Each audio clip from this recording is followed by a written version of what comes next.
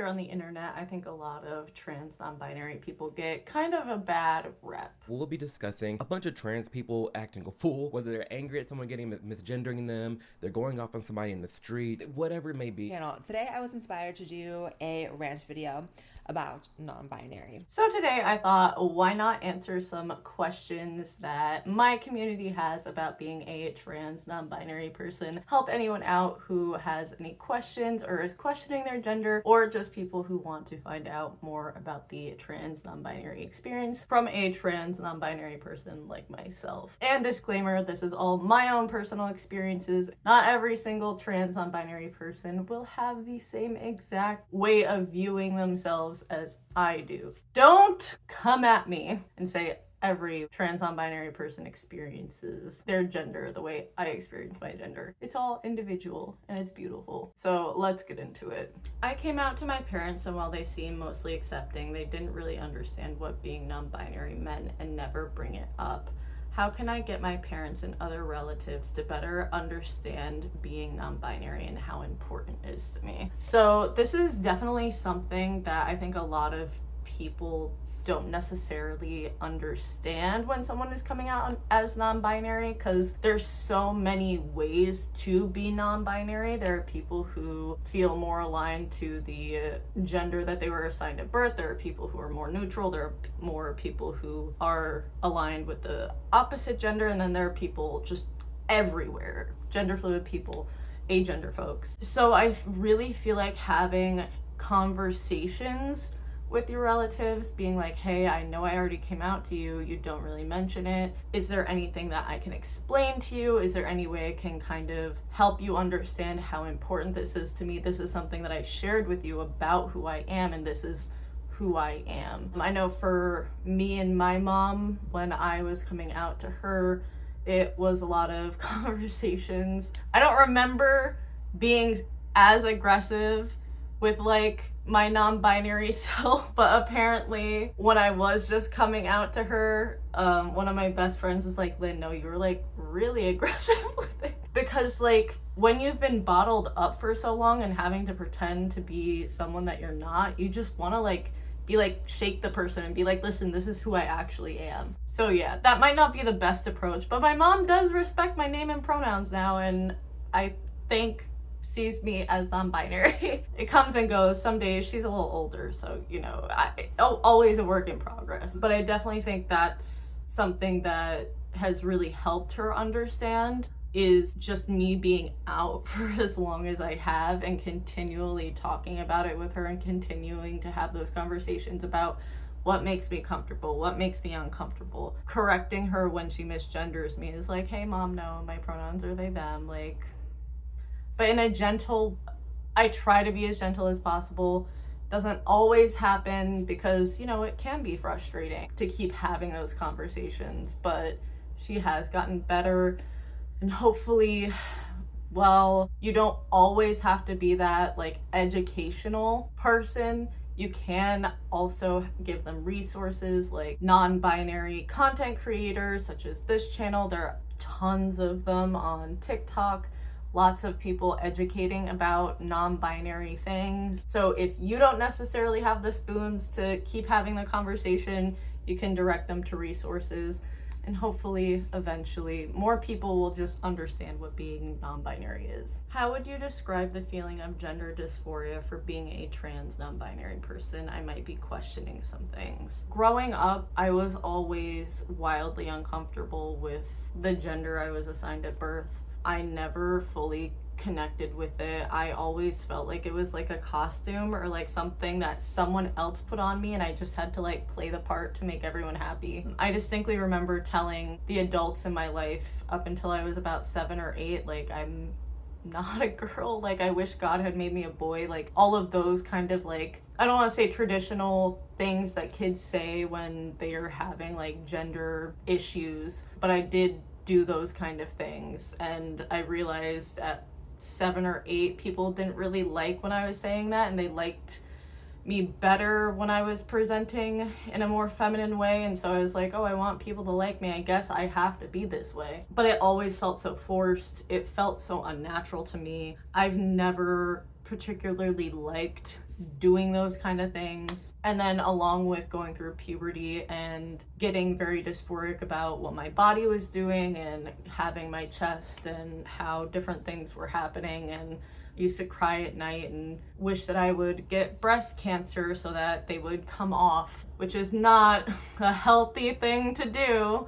But I was like, oh, if I got breast cancer, no one would really like wonder why I don't have these, and I know that I would feel better if I didn't. Also knowing that I would not feel any differently being seen or perceived as a man, I'm not particularly comfortable with that either. It's not something I necessarily enjoy. I would rather get misgendered by people saying, oh, he, him to me than she, her, but it's still a misgender to me. They, them has always felt the most comfortable. Being a genderless blob and just being this, being me, has always felt the most comfortable, most natural to me. I don't think of myself as necessarily having a gender. I just am like, oh, I'm Lynn. That's it. And then my body giving tons of issues and giving me lots of dysphoria that way. I get a lot of dysphoria around, like I said, my chest, the fat distribution. I get dysphoric about my hand size, my head size. It's really weird. The sound of my voice, I get dysphoric about. I literally cannot wait to be in a safer environment so that I can go ahead and get top surgery. I've had to put it off for a couple things, and as soon as we're all in a better situation, I'll be able to move forward with that. It's just having those experiences of not connecting with the gender I was assigned at birth, always feeling like it wasn't right. A lot of people describe dysphoria as like an itchy sweater. Like you have to put, like you put it on, it just is like that kind of pit in your stomach, like, why is this on me? I don't like it, but someone told me to wear it, so I guess I have to. And I get that with both of the binary genders, so there you go. I'm a non-binary person, and I personally connect with the word trans because I am planning medical transition. Just because you don't do medical transition doesn't mean you're not a trans non-binary person. There are plenty of people who just socially transition. But I know that medical transition is something that will make my life 100% better. So yeah, that's why I tend to use the term trans non-binary person, because that's what I am. As a non-binary person, do you feel erased by society? Like society is becoming more inclusive of NB folks, or a bit of both? Do you feel erased? How do you deal with it? So I think in online spaces, being non-binary is being shown more. And I don't know if that's just because I'm on like trans non-binary side of TikTok, so it could just be a me thing, it could just be a me, like my For You page thing. But I definitely feel like we're seeing a lot more non-binary people in online spaces. There are some pretty big YouTubers that are now out as non-binary, or have always been out as non-binary. The biggest one I can think of is, oh my god, what's their name? Funky Frog Bait, something like that. I absolutely love their videos. So I definitely feel like in online spaces, it's definitely becoming more seen and more visible. In real life spaces, I definitely think that there is still a lot of erasure because a lot of people, I don't want to say they don't care about trans and non-binary people, but it's just not something they think about. Like cis people don't tend to think about those things. So in that sense of like real world type of thing, I definitely feel like the erasure happening, I don't feel as seen. I'm lucky that I am around a lot of queer folks, so I don't tend to get misgendered as much as probably other non-binary people do.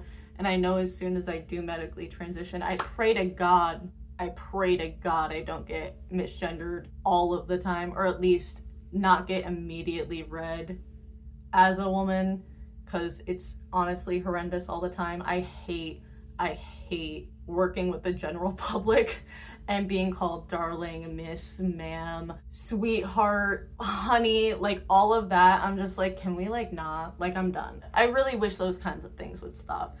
So I'm hoping once I medically transition that those kind of things will at least like dampen down. I tend to ignore it. Probably not like the best thing to do.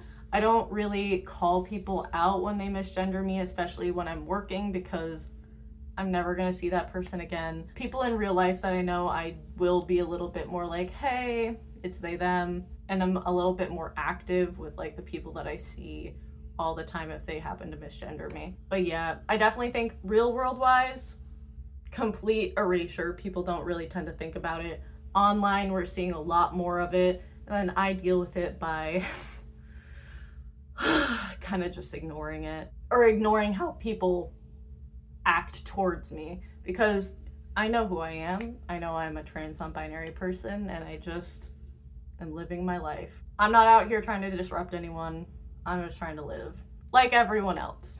It's not that hard. But yeah, I do hope in the future, as more people are exploring their genders and are coming out, and hopefully if this country stays a safe place for trans and non-binary people, we'll start to see more people being who they are. What did you do when you figured it out, and how did you feel after? Did you have any family who took it badly, and if so, how did you handle it? It's been so long. I came out first as gender fluid when I was 19, and then non-binary when I was 22 or 23. I had a friend who identified as non-binary at the time, and I just remember being angry as hell because they were so free, and they were telling me like about their experiences as a non-binary person, and I was just like, oh, I didn't know there was an option for that. I'm gonna cry, because when you finally have the language to put together all of the experiences that you had growing up, and realizing that you aren't alone in that experience, and that there are words for that, and there's other people that experience it, and there's a community of people like you, you don't feel as alone. So literally finding them saved my life. I know I would have found the word trans and non-binary at some point in my life, but I'm so happy I was able to find it when I was younger. And I was so happy to be able to figure that out about myself, even though it took me away from the religion I grew up with. I always kind of figured I would leave the religion that I grew up in. For those of you who don't know, I was raised in the Church of Jesus Christ of Latter-day Saints, aka Mormon, and they are very gendered. They're a very gendered sect of evangelical Christianity.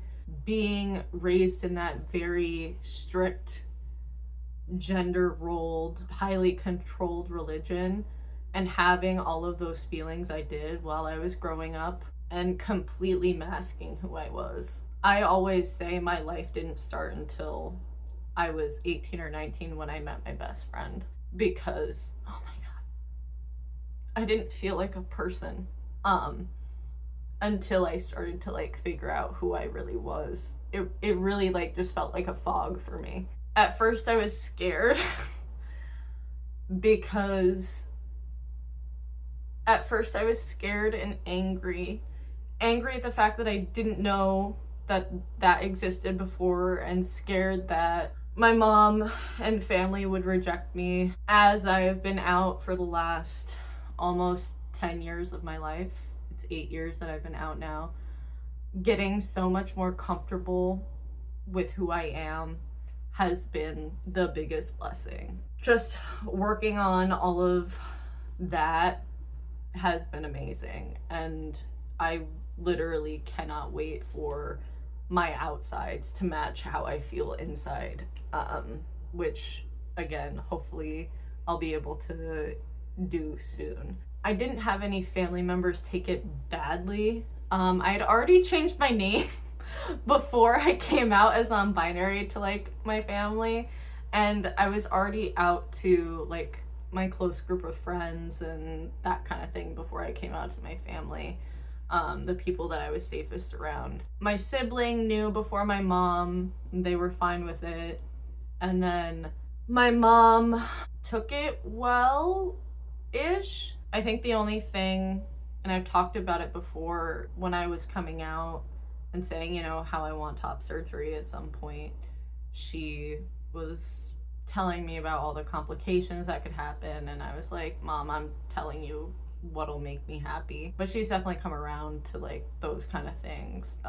So she's come a long way. Not really any negative experience. I don't talk to my brother or my dad, so I really don't care what they have to say about any of it.